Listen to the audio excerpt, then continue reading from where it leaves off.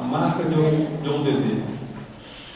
O dever é a obrigação moral diante de si mesmo, em primeiro lugar, e depois dos outros. O dever é a lei da vida. Ele se encontra nos mínimos detalhes e também nos atos mais elevados. Allan Kardec, o Evangelho segundo o Espiritismo. As alegrias de um encontro espiritual são inúmeras e os homens que se dedicam a utilizar horas bem vestidos na direção do bem multiplicam seus créditos na espiritualidade, em função dos trabalhos que assumem. Cada um traz em si a marca de um dever. Há o dever do mundo, há o dever mediúnico, há o dever do aprendizado, há o dever do ensino, há o dever da maternidade e há o dever que a profissão impõe. Cada um traz em si a função para a qual veio talhado. Entre os espíritas, muitos dizem como agir diante de um convite como este. Tendo os problemas por resolver, parece que a questão torna difícil de ser solucionada quando as pessoas alegam compromissos no lar, compromissos com as férias, alegam compromissos com a vida. Cada um sabe exatamente como agir. Não seremos nós, os espíritos, que diremos às pessoas como fazer. Entretanto, caros filhos, devemos recordar aos corações presentes que todos temos um dever para com Deus. O dever do aprendizado, o dever do ensino e o dever de espalhar dons da espiritualização, onde estivermos, principalmente em dias de grandes lutas, em momentos de grandes dificuldades, e nas ocasiões de lutas intestinas ou coletivas. Cada um cumpra com o desejo do seu coração, mas que todos recordem do sagrado dever com a oportunidade de trabalho que lhe é dada. Assim, irmãos, oportunamente todos podem trabalhar, oportunamente todos podem brilhar, oportunamente todos podem colaborar e fazer. Que vocês possam brilhar, que vocês trabalhem, que vocês colaborem, que vocês façam. De nossa parte, nosso núcleo espiritual estará aberto para atendimento às criaturas, aos sofredores e aos necessitados. Que Deus nos ajude e abençoe, conduza e proteja agora e sempre. Muita paz, Vamos à nossa prece inicial. Deus, Pai de amor, Jesus, mencionado, obrigado, Senhor, por essa casa que nos abriu nessa noite, que possamos aqui fazer proveito da mensagem que vai ser passada pelo nosso irmão. Ampare a todos, ampare o irmão que vai trazer a mensagem da noite de hoje e fique conosco, nos amparar, nos fortalecer em mais uma noite. Que assim seja, graças a Deus. O caso Eduardo é de Itaperuna, alguns já conhecem. Ele é da Congregação Espírita Pai da Bonita, Itaperuna.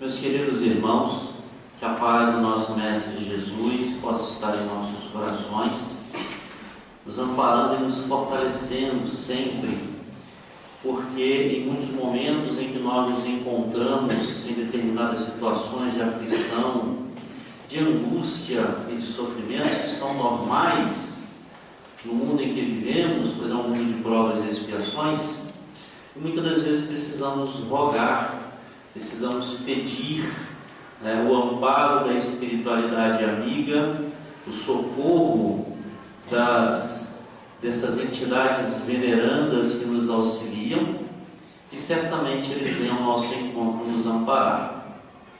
E, em função disso, nos foi pedido para tratarmos do capítulo 27 do Evangelho segundo o Espiritismo, e que trata justamente do pedi e obtereis, da rogativa da prece, da comunhão de pensamentos, das súplicas, da oração.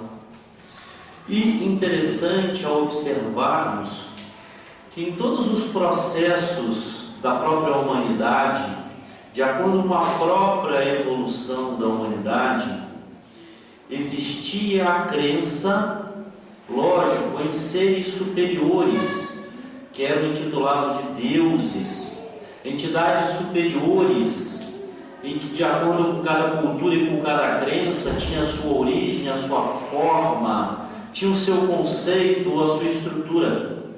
E desde que o homem tomou conhecimento de si mesmo, desde que o homem passou a ter a consciência, substituindo pouco a pouco os instintos, e na crença, lógico, na existência desses seres superiores, também passou a existir a crença de que poderíamos nos comunicar com esses seres superiores, das suas mais variadas formas, dos seus mais variados jeitos, mas acreditava-se que era possível criar um laço de comunicação, um elo de comunicação entre nós que vivíamos aqui e esses seres intitulados como deuses, como seres supremos, como entidades superiores.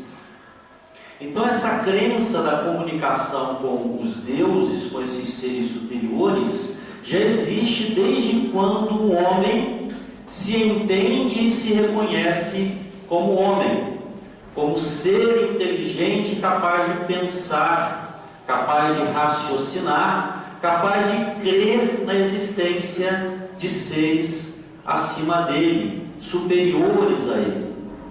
Então essa crença na comunicação, na prece, na oração, já é antiga. E todos nós, independentes da religião, a utilizamos de uma forma ou outra.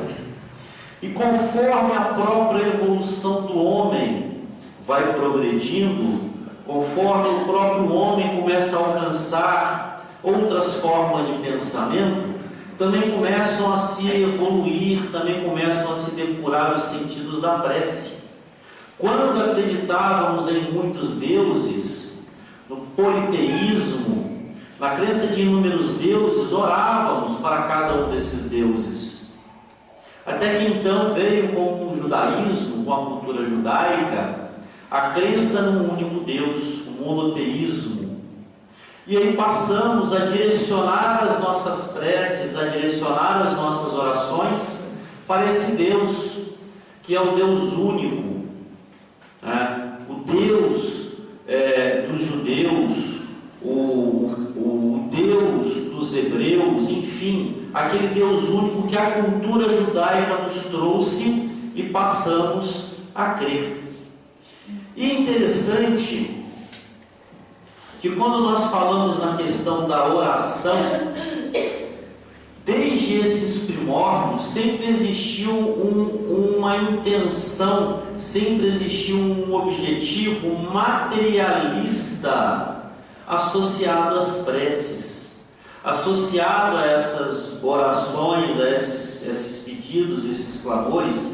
Esses materialismos eram tanto ligados à questão de oferendas, de sacrifícios, em trocar, dar mercadorias ou dar objetos em troca que a divindade nos favorecesse em algo. Então era muito comum o objetivo na prece, ou a ideia de que com a prece nós precisaríamos dar algo para que a divindade pudesse nos favorecer, aceitar, atender as nossas súplicas, atender as nossas preces. E de uma outra forma também nesse aspecto material, o grande objetivo ou o objetivo geral das preces era, na verdade, a obtenção de bens materiais. Quando se rogavam aos deuses, pedia-se normalmente por boas colheitas, pela saúde, pela riqueza. E isso é compreensível ao ponto de vista em que há muitos séculos atrás a nossa concepção sobre religião e até mesmo sobre Deus era muito voltada para a imagem que se tinha do próprio homem. Quando nós observamos algumas religiões mais antigas, em que se tinha o hábito, e até hoje ainda se tem, de dar uma forma física a essa divindade, de dar uma aparência a esses deuses ou a esse Deus, nós observamos que o homem tinha a insistente característica de fazer Deus à sua semelhança. E não o contrário, que nós nos assemelhássemos a Ele. Na verdade, nós fazíamos com que esses deuses se assemelhassem ao ser humano. Ou em algumas culturas se assemelhasse até mesmo à forma de alguns animais. E nós observamos em algumas culturas, como o budismo, o islamismo, algumas figuras de Deus com partes de animais, com partes meio animais, meio homens, e até mesmo em algumas culturas que tiveram origem, que tiveram na sua essência, o que hoje seriam muitas culturas cristãs, também denotaram, também associaram a figura de Deus à figura de um ser humano. E como é o ser humano? O ser humano é aquele ser dependente, que necessita muitas das vezes ter algo e trocar esse algo por alguma coisa. Acho que está dando um retorno aqui, né? Ou é só no meu ouvido que está ouvindo? É assim mesmo? Deixa eu tirar aqui um pouquinho. Não, né? Então, muitas vezes, o ser humano, principalmente na época feudal, onde os homens, as pessoas, as aldeias, trocavam mercadorias para sobreviver, existia essa cultura e, na verdade, essa necessidade. Eu cultivava arroz, cultivava sementes, e um vizinho numa aldeia próxima cultivava animais, criava animais. E quando eu desejava me saciar, comer carne de animais, o que eu fazia? Eu pegava uma saca do meu arroz, levava até aquela outra aldeia e negociava: olha, eu te dou arroz e você me dá carne.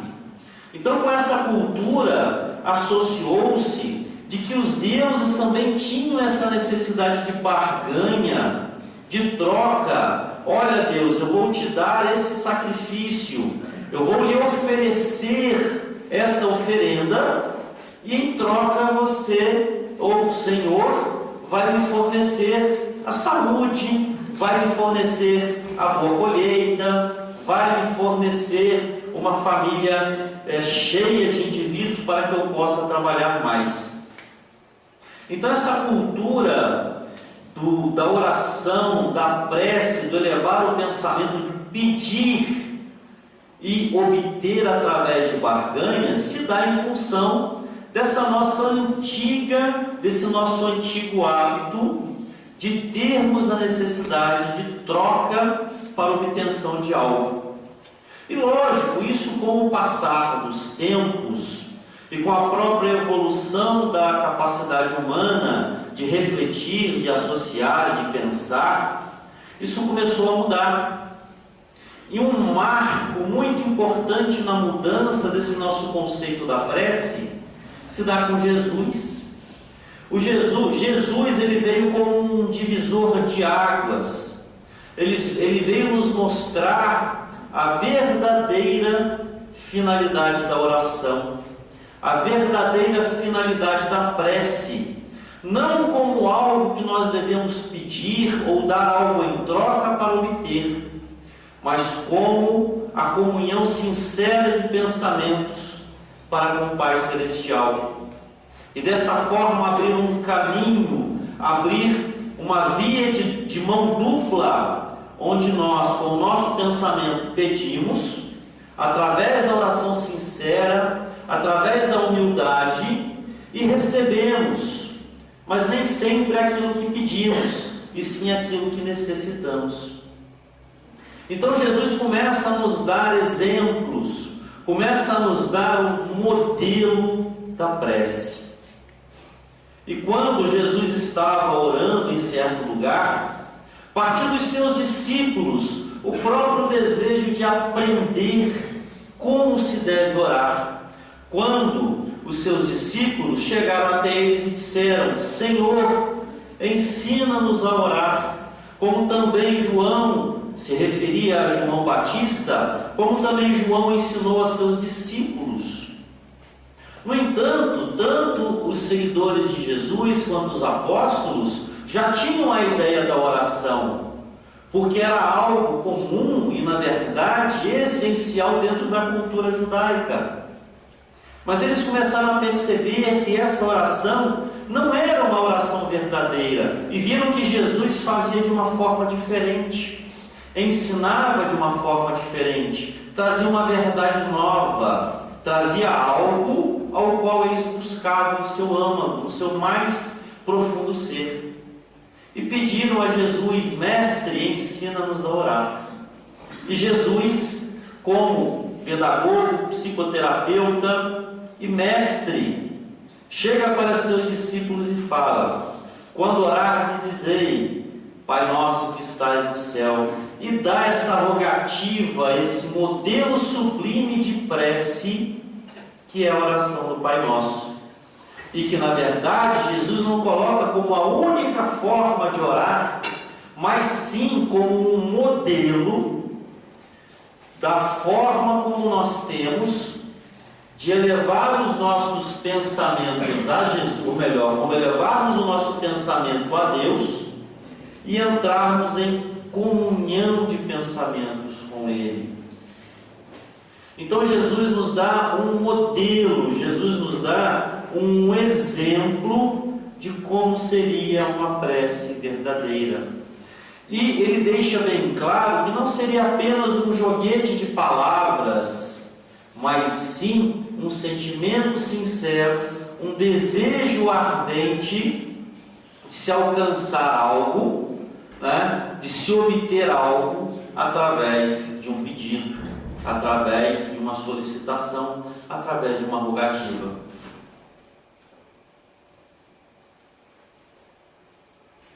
E daí em diante, Jesus começa a nos dar excelentes exemplos de como a prece pode ser proveitosa e de que forma nós podemos utilizá-la. E ainda mais, ele nos dá a garantia de que se nós a fizermos com um verdadeiro sentimento, nós nunca seremos desamparados.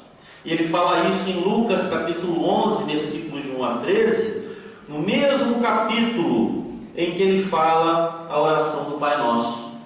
Ele nos dá esse exemplo de reflexão sobre a prece, quando ele nos fala: pede e dar-se-vos-á, busquei e achareis, batei e abrir-se-vos-á.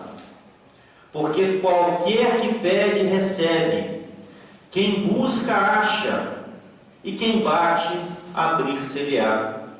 Qual é o pai entre vós que, se um filho lhe pedir pão, lhe dará uma pedra? Ou também, se lhe pedir um peixe, lhe dará por peixe uma serpente? Então Jesus começa a nos mostrar que as entidades espirituais, que o nosso Pai Celestial está sempre em comunhão conosco, está sempre nos atendendo, está sempre nos ouvindo. Porém, é necessário algo da nossa parte para que isso ocorra, porque Jesus fala: pedi e dar-se-vos-á. Mas ele também fala: buscai e achareis. Então ele coloca uma informação a mais de que nós não devemos ficar de braços cruzados, apenas a pedir e achar que seremos atendidos, apenas solicitar e não ter nada que nós deveríamos fazer em prol da nossa própria ajuda. E ele nos fala: buscai, caminhe, se movimente, faça a sua parte, esforça-te, e então encontrarás. E ele fala, batei. E quando ele fala batei, significa que uma pessoa ela deve ir até essa porta e bater nela. E não achar que, como muitos de nós achamos, que a porta vai vir até o nosso encontro, né? E a própria porta vai bater na nossa mão. Pelo contrário, deve existir da nossa parte a intenção, a vontade, o desejo. E dessa forma iremos pedir, e dessa forma receberemos, e dessa forma seremos atendidos. Muitas vezes não no que nós queremos, mas certamente naquilo que nós necessitamos. E se nós pudéssemos pegar essas 3 frases de Jesus: pedi e dar-se-vos-á, buscai e achareis, batei e abrir-se-vos-á, e pudéssemos interpretá-lo na visão da doutrina espírita, nós teríamos algo parecido como isso: pedir e dar-se-vos-á. Mas pedir o quê? Pedir a luz que ilumina os nossos caminhos. Pedir forças para que nós possamos resistir ao mal. Pedir assistência dos bons espíritos, e certamente eles virão nos acompanhar. Pedir os bons conselhos em situações difíceis, e certamente esses conselhos nos serão dados. E normalmente quando nós pedimos, muitas vezes pedimos coisas que não nos são lícitas como espíritas conhecedores de verdades imutáveis pedir. Pedimos pela riqueza, como se a riqueza fosse a solução dos nossos problemas. Pedimos muitas das vezes pela ausência de uma dor, quando compreendemos que a dor faz parte do nosso processo evolutivo, e aquela prova é uma opção que nós fizemos em vida passada para a nossa própria evolução. Então, quando pedirmos, e certamente será nos dado, será a orientação, será a luz, será o consolo, será o amparo, e certamente ao pedirmos, ele nos será dado.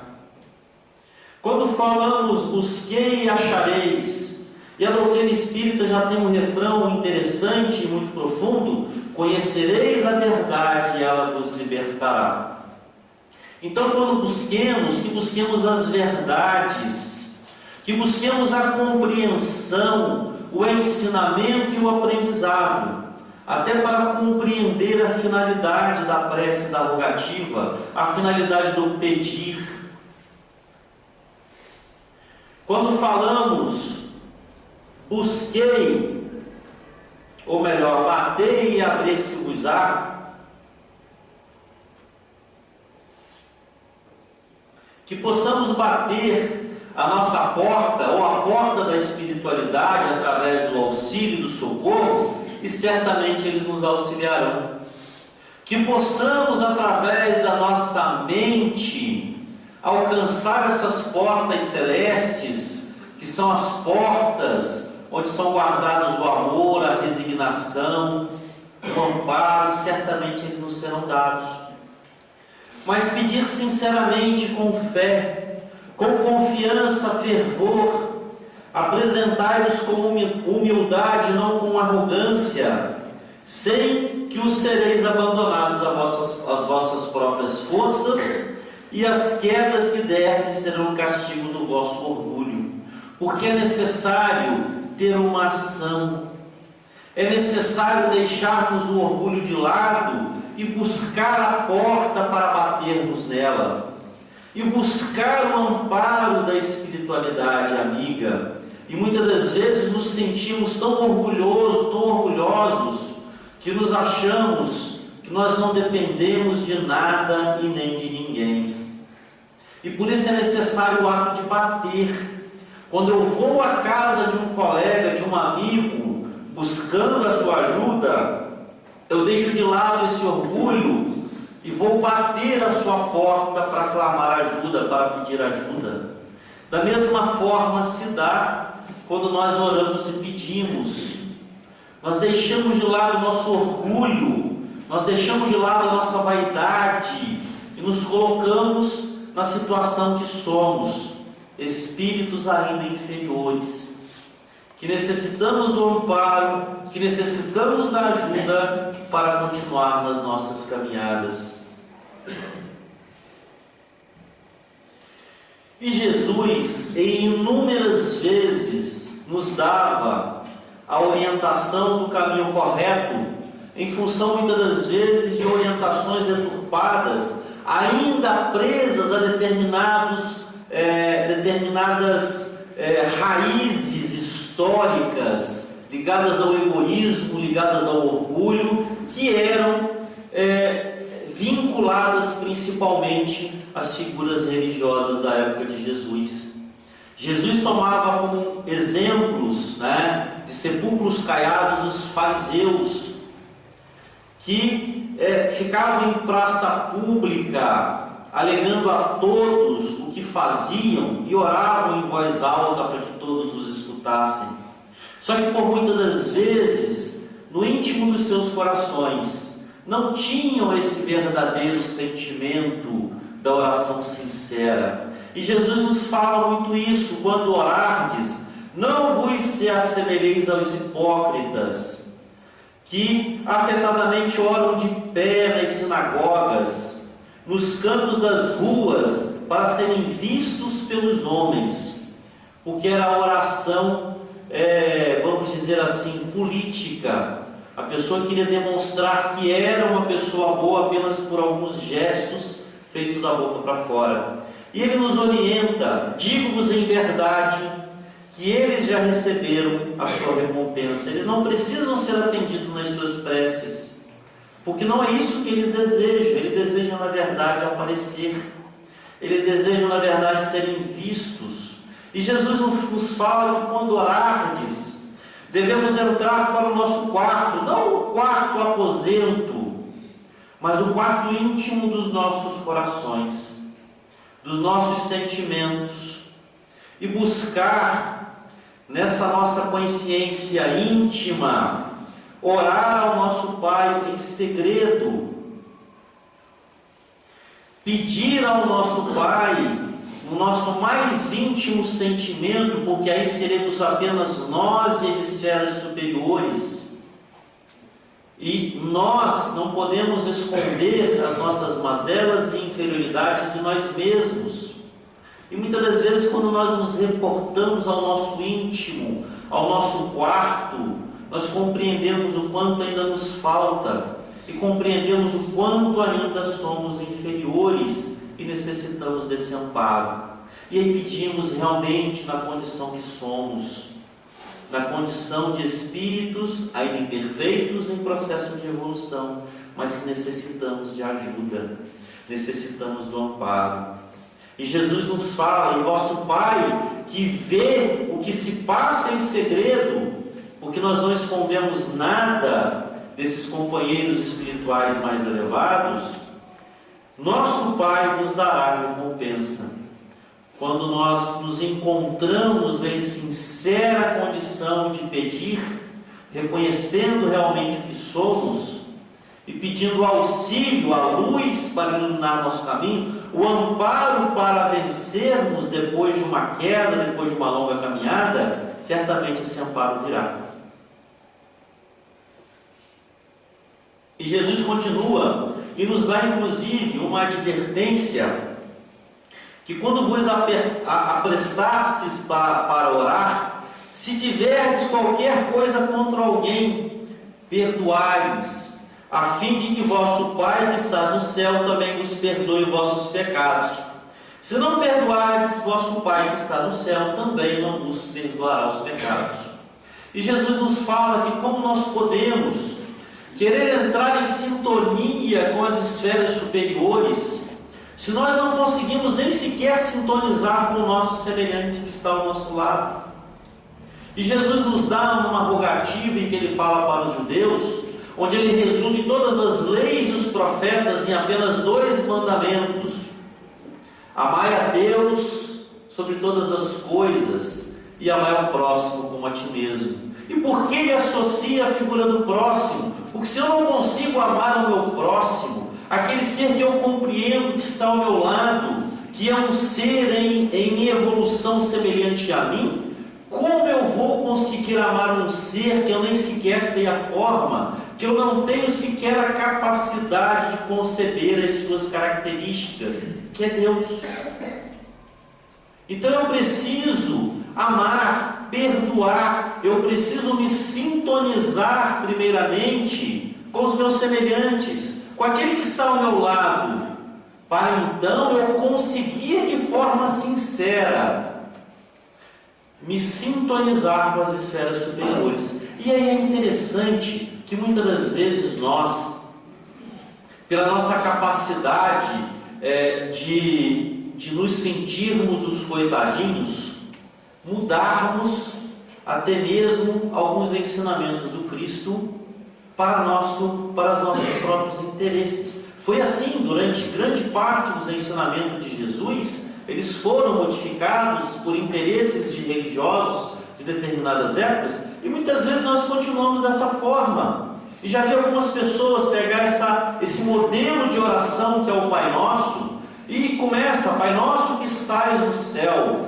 santificado seja o vosso nome, venha a nós o vosso reino, seja feita a vossa vontade, assim na terra como no céu.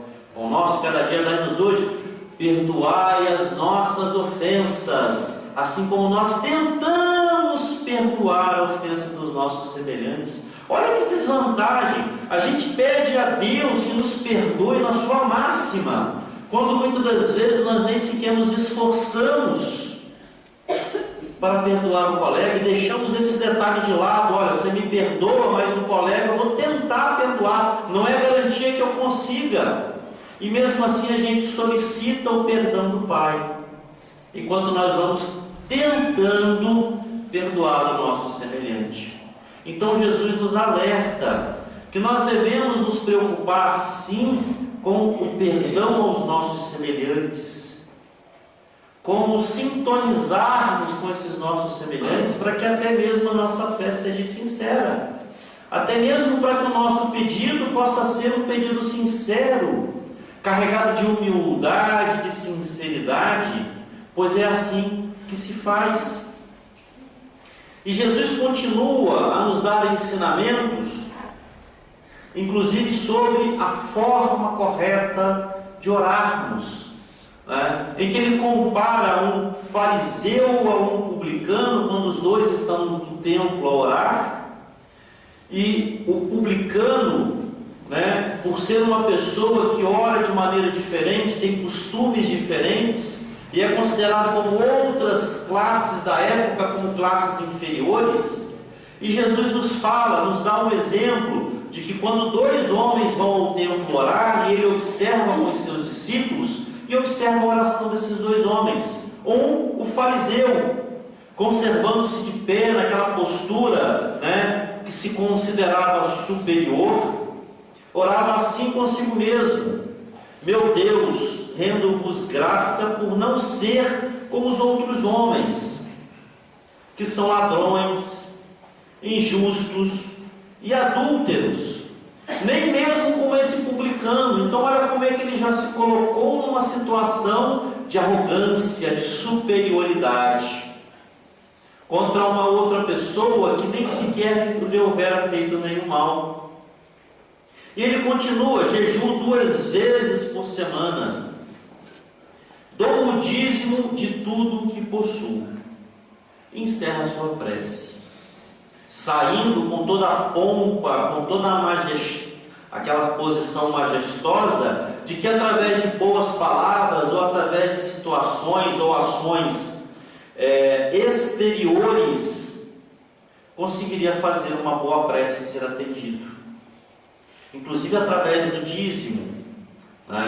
E o publicano, ao contrário, conservando-se afastado, não ousava sequer erguer os olhos ao céu, mas batia no peito, dizendo: meu Deus, tende piedade de mim, que sou um pecador. Então, o publicano sabia a sua condição atual como ser em evolução na Terra. E quando Kardec pergunta a espiritualidade, qual é o meio prático de conseguirmos alcançar uma elevação superior, a espiritualidade é bem clara: conhece-te a ti mesmo. Então a forma que nós temos de alcançar uma evolução é reconhecendo em nós mesmos as nossas imperfeições, a nossa condição ainda de seres em evolução, e não seres perfeitos, que não dependem dos outros, ou que não dependem do amparo da espiritualidade amiga. Nós ainda somos muito dependentes, porque ainda passamos por muitos sofrimentos, e ainda não aprendemos a lidar com os nossos próprios sofrimentos, causados por nós mesmos. Então Jesus não podia deixar passar essa oportunidade aos seus discípulos. E ele, chamando os seus discípulos, lhes fala: declaro-vos que este, indicando o publicano, voltou para a sua casa justificado, e o outro não, porque aquele que se eleva será rebaixado, e aquele que se humilha será elevado. Não estamos falando aqui da humilhação, mas sim da humildade, da capacidade que temos de reconhecer a nós mesmos como o que somos, como aqueles espíritos que ainda precisam evoluir bastante, para isso necessitam de ajuda. E muitas das vezes os próprios seguidores do Cristo não compreendiam o sentido da própria prece. Quando a mãe, a esposa de Zebedeu, cujos 2 filhos eram seguidores do Cristo, se aproxima do Cristo, ele faz um pedido: dize-me que esses meus 2 filhos se assentarão à tua direita e outro à tua esquerda no teu reino. E ela faz um pedido a Jesus, e Jesus responde com algo que nós devemos refletir também muito nas nossas vidas. Jesus fala: não sabeis o que pedis, porque isso não compete a mim, mas sim ao meu Pai, que prepara aos discípulos e aos meus seguidores, que vão definir quem senta à minha direita ou quem senta à minha esquerda. Mas Jesus nos fala algo que nós muitas das vezes não nos perguntamos: o que não sabemos o que pedimos. Não sabeis o que pedis. E será que nós sabemos o que nós pedimos? Será que nós temos a compreensão do que nós estamos pedindo em nossas preces? E muitas das vezes pedimos coisas fúteis. Muitas vezes pedimos coisas ligadas à matéria, embora necessitemos da matéria. Mas quando nós estamos numa dificuldade financeira e pedimos a Deus, a espiritualidade amiga, o amparo, e lógico, muitas vezes vai lá e faz uma fezinha na Mega Sena, né? Mas precisamos compreender que a resposta ela não virá dessa forma, não virá através de um baú cheio de ouro descendo por um arco-íris até chegar na soleira da nossa porta. Na verdade, a resposta virá na forma da intuição do que devemos fazer, de como agir, ou até mesmo na serenidade dos nossos pensamentos, para encontrarmos a solução para as nossas dificuldades.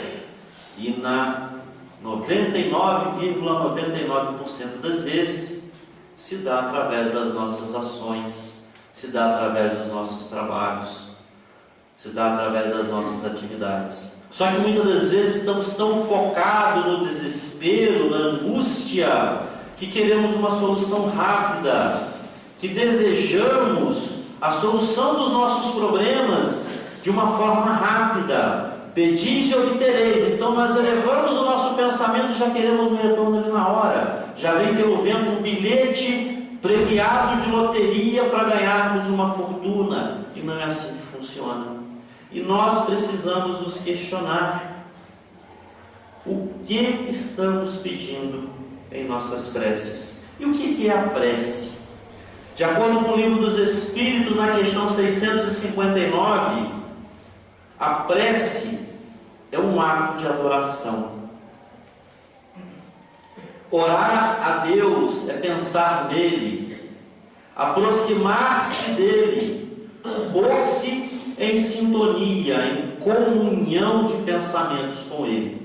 E através da prece nós podemos nos propor a 3 situações básicas, que é o louvar, o pedir, que normalmente ocupa a grande maioria das nossas rogativas, e o agradecer, que muitas das vezes esquecemos de agradecer.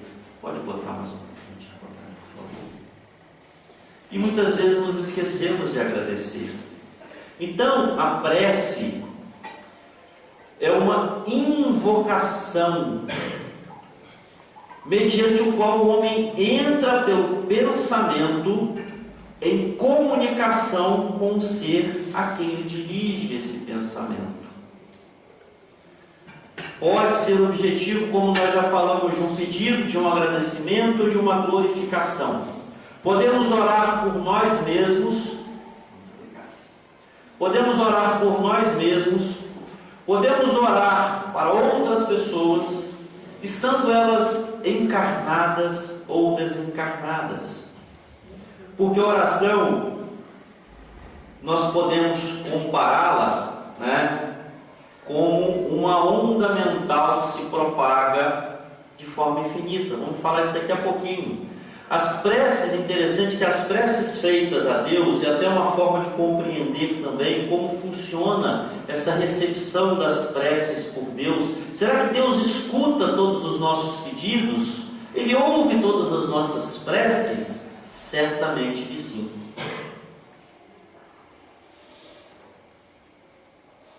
As preces que são feitas a Deus através desse sincronismo, desse elo mental, dessa ligação mental com as esferas superiores, lógico que nós não podemos nos achar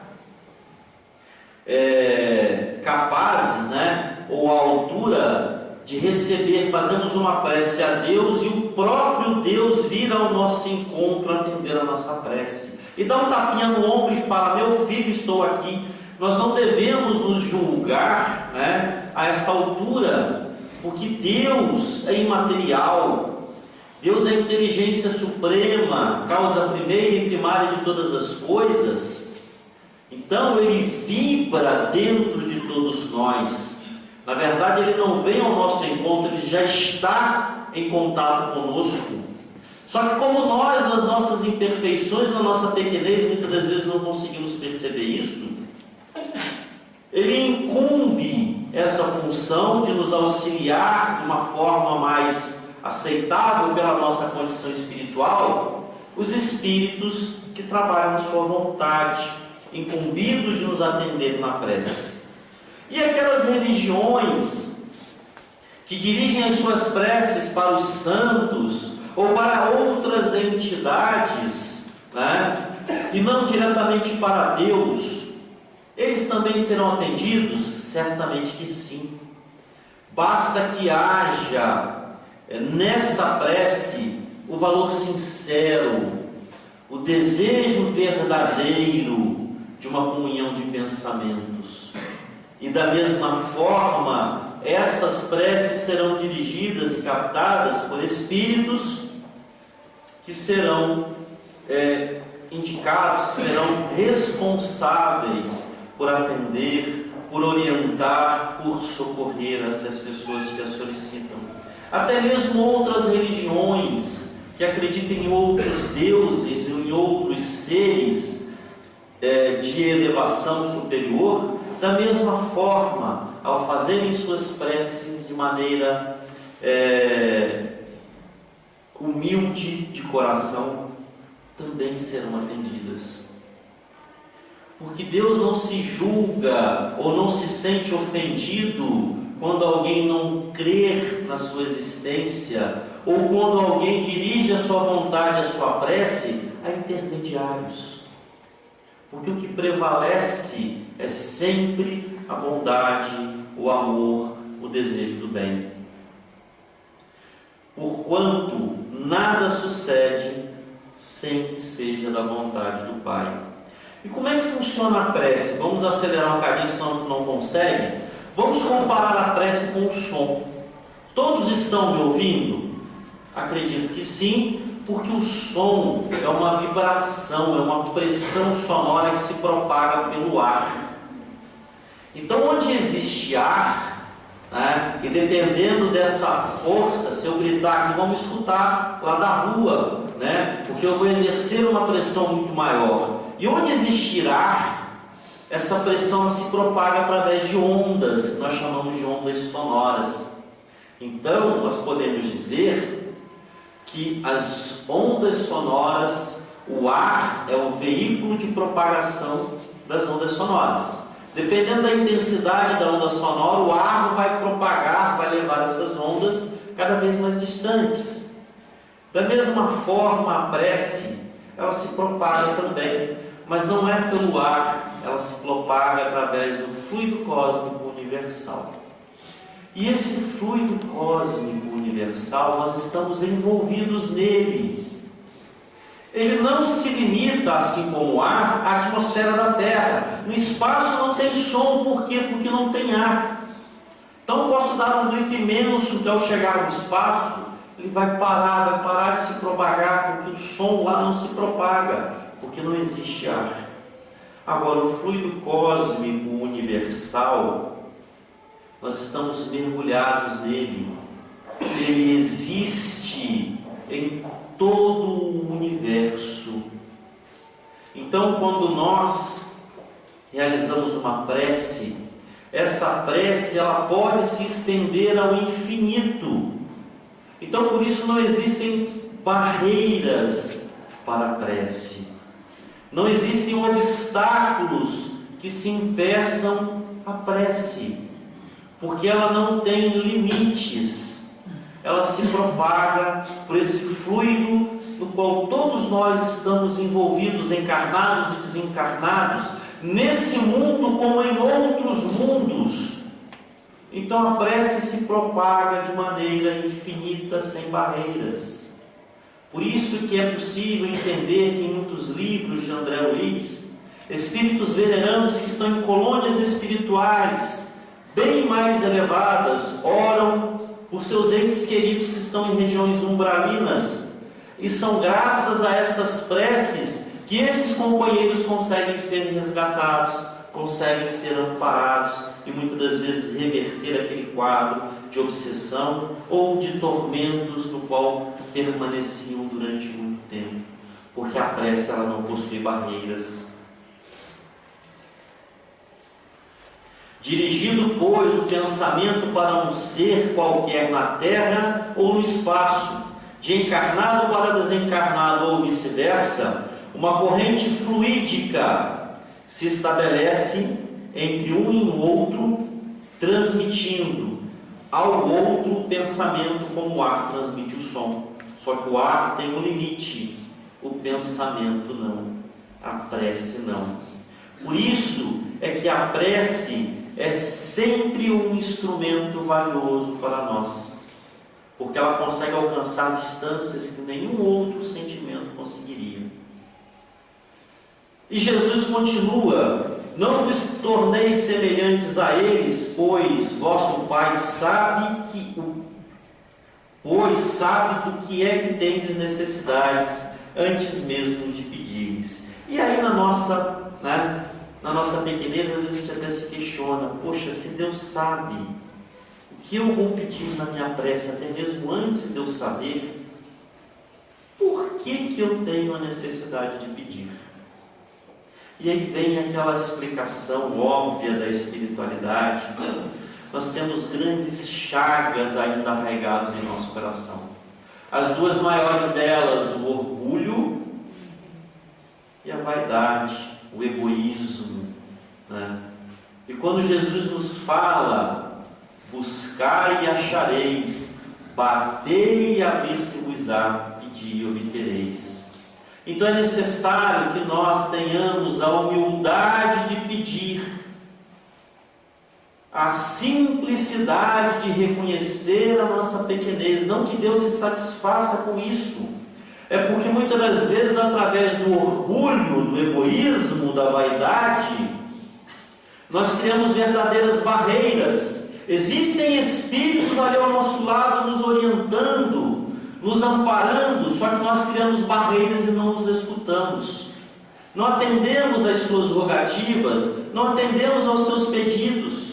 E muitas das vezes é necessário que venha o sofrimento para quebrar um pouco esse nosso egoísmo e nos colocarmos na condição que somos, de espíritos em evolução, que necessitamos do amparo, que necessitamos da ajuda, e aí nós pedimos. Quando estamos bem de saúde, muitas vezes nos esquecemos da prece. Basta dar um tropeção no chão e machucarmos o dedo, e a primeira coisa que fazemos, ai meu Deus. Então, por isso que ainda temos a necessidade de instrumentos para que nós possamos nos conectar à espiritualidade superior. Deus sempre nos escuta e ampara, porém apenas através da prece que nos colocamos aptos para ouvir as suas orientações. E um exemplo que temos do homem perdido no deserto, e que é um exemplo claro disso. A sede começa a martirizá-lo, a fome, o cansaço, e simplesmente ele cai por terra. E nesse momento em que ele se encontra naquela situação de desespero, o que ele faz? Eleva os seus pensamentos a Deus e pede a Deus a assistência para que ele possa se livrar daquela situação. Muito longe vai se abrir lá uma nuvem e descer um anjo numa carruagem de fogo e pegar aquela pessoa e levar para um oásis. Não é assim que funciona. Mas sim, virão espíritos incumbidos de orientá-lo, de lhe buscar nas forças mais íntimas o desejo de levantar e caminhar em determinada direção, para que possa encontrar então nessa direção o socorro de que necessita. E aí muitas vezes, chegando nesse socorro, aquela pessoa que tem o conhecimento reconhecerá que essa ajuda veio de amigos espirituais que estavam ali, enviados por Deus. Então irá agradecer: obrigado, ainda bem que Deus me ajudou. Ou por muitas vezes a pessoa que não tem esse conhecimento vai falar: ainda bem que eu tive essa ideia, tive essa intuição de seguir por esse caminho. Mas isso de maneira nenhuma irá afetar aos espíritos amigos ou até mesmo a Deus, porque eles não se ofendem com essas questões. Eles irão ajudar da mesma forma, independente se compreendamos ou não a situação que se passa conosco. Mas nós seremos auxiliados assim que tivermos a humildade de pedir. E novamente, por que muitas preces que eu faço não são atendidas? E aí novamente o questionamento: será que nós sabemos o que nós estamos pedindo? E muitas das vezes nós esquecemos que o pensamento molda o nosso comportamento e quem somos. Quando nós mudamos a nossa vibração, nós começamos a mudar a nós mesmos. E nós precisamos criar o hábito de ter pensamentos mais nobres, de ter pensamentos mais evoluídos, de ter pensamentos mais voltados para o bem, para a evolução. E muitas das vezes, quando nós mudamos essa nossa forma de pensar, nós agimos também de formas diferentes. E muitas das vezes aquelas pessoas nos falam: Eduardo, eu vou me deitar e ao orar, estou cansado, eu começo a orar, mas não termino a oração, porque o sono já vem e me derruba.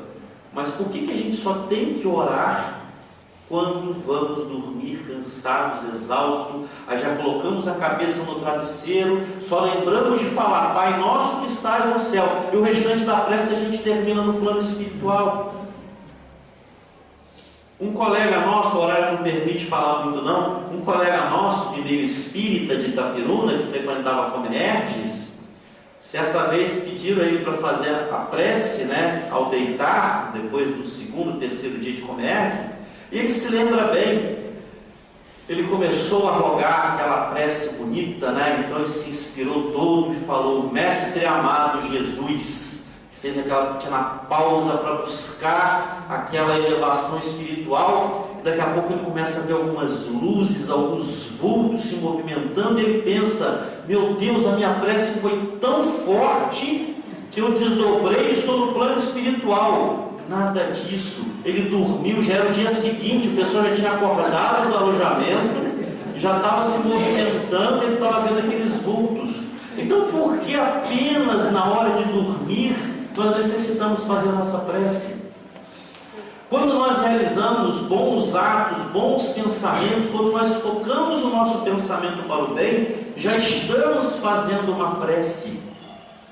E muitas das vezes, né, nós nos equivocamos e esquecemos desses bons pensamentos e saímos aqui da casa espírita repleto de boas vibrações, aí passa um carro numa poça de lama e nos dá aquele banho. Aí, para onde o nosso pensamento vai? O que a gente emite de pensamentos para aquele companheiro? Vai com Deus, Deus te abençoe, te ilumine, bote um poste na sua frente. Não é mais ou menos assim? Então, olha como é que nós derivamos o nosso pensamento de um lado para o outro. E o pensamento, ele pode ser a nossa prece no dia a dia. A espiritualidade nos fala que nós devemos fazer apenas uma prece ao dia.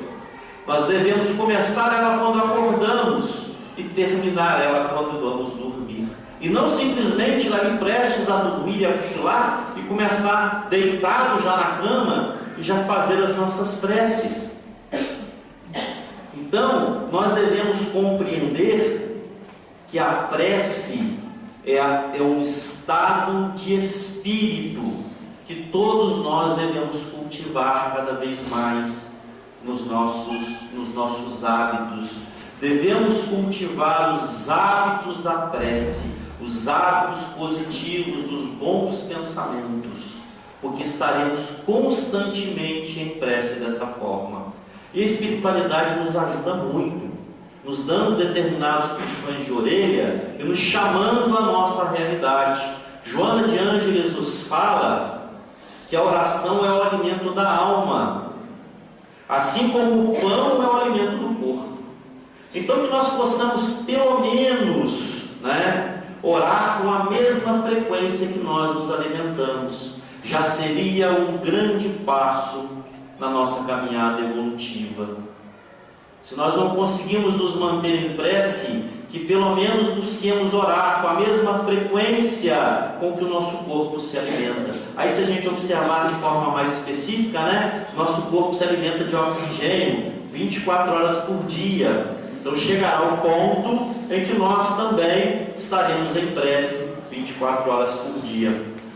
Emmanuel, no livro Caminho, Verdade e Vida, até para a gente já ir encerrando o nosso estudo, no capítulo 55, ele nos faz uma advertência, várias advertências. E ele nos fala: cuidado em pedir, porque acima de tudo devemos solicitar a compreensão da vontade de Deus. E nem sempre aquilo que nós pedimos está de acordo com os desígnios do Pai Celestial para com o nosso processo evolutivo. E no capítulo seguinte, que é o capítulo 66 desse livro, ele nos alerta para observarmos a substância das nossas preces, o conteúdo das nossas preces. A espiritualidade nos fala que a prece não é um enunciado de palavras ditas de formas bonitas, mas sim algo sentido. E ele nos fala: como pedis? Pedimos nas nossas preces em nome do mundo, ou pedimos nas nossas preces em nome do Cristo? E nós somos cristãos. É importante lembrarmos isso. Somos seguidores do Cristo. E muitas das vezes pedimos em nossas preces por situações ou por coisas que o próprio Cristo fora contra. Então devemos pontuar o que pedimos em nossas preces. E ele nos deixa, como mensagem de encerramento, ele nos fala que nós devemos, ter um certo cuidado com aquelas pessoas que se revelam desanimadas com a oração. Eu peço e não sou atendido, Deus não me escuta. E nós devemos ter um certo cuidado com isso, e muitas das vezes nós nos pegamos nessas situações também, porque nós estamos confessando a nossa infantilidade nas nossas rogativas.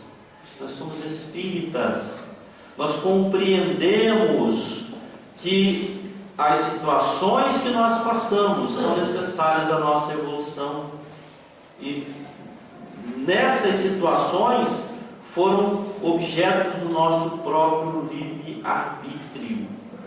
Então nós necessitamos passar por isso, e muitas das vezes não aceitamos, e que devemos verificar sempre o que estamos pedindo, que devemos pedir em nossas orações que seja feita a vontade do Pai Celestial e não a nossa vontade. E com essa mensagem de Emmanuel, eu queria agradecer mais uma vez ao convite que me foi dado para estar aqui com vocês, agradecer a essa espiritualidade amiga, que certamente ouviu as minhas preces antes de vir para cá e me abençoou dessa forma maravilhosa e me intuiu com essas vibrações que todos nós sentimos, e agradecer a Deus, a Jesus e a todos os companheiros aqui presentes. Muito obrigado.